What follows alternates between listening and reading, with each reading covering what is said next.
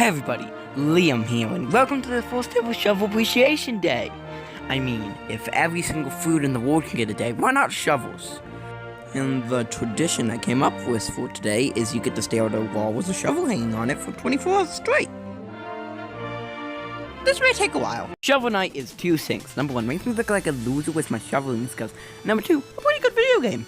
The game was released June 26, 2014 after a highly successful Kickstarter campaign. They reached all those stretch goals, which included, I don't want to say this, I really don't want to say this. A music player, achievements, new game plus, Linux Mac version, gentle swap mode, challenge mode, wheel, physical box, and a full player battle mode with all the bosses playable. Sweet playable boss night games, they reached all of that. Now this would be hard to keep. If anyone knows a history with Kickstarter games based on nostalgia, by the way, it's like a, NES style game, it's that they usually don't keep the promises often. So, what were they gonna do? Could they possibly do it? What if I told you, by the end of this year, they should have kept every single one of these? Yeah, the physical box and the last boss night game and the battle mode are all coming out by the end of the year.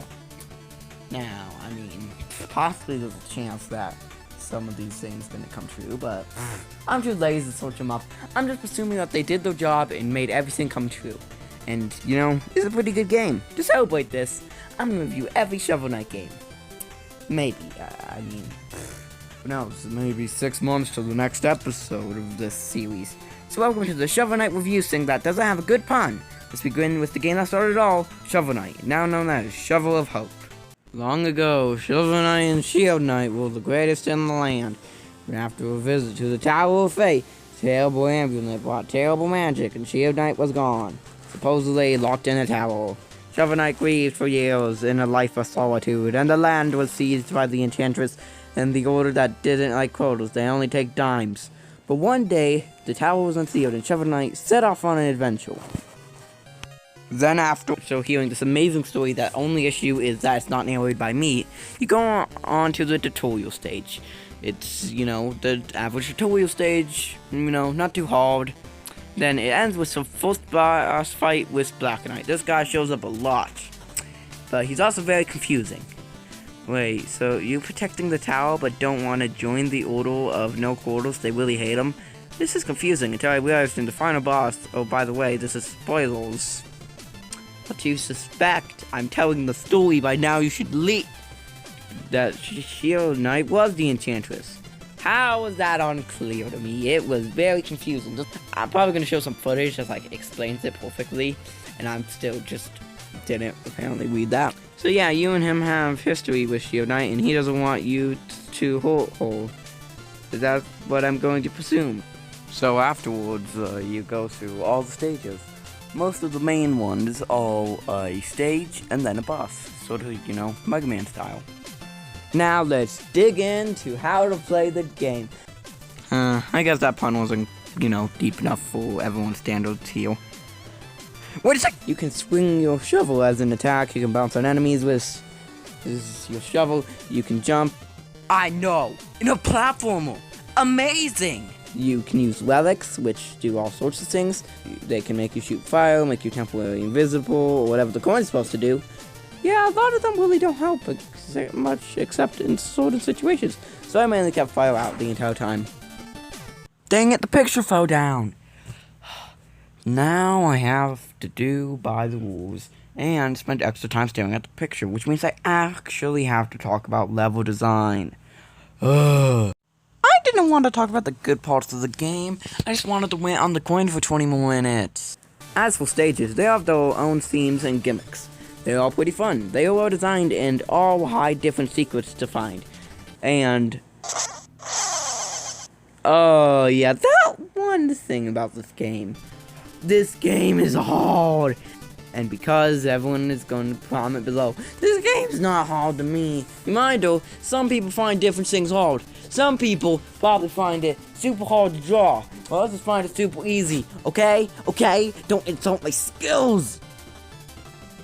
this is my total death count. This doesn't count times I got off to save money after losing way too much.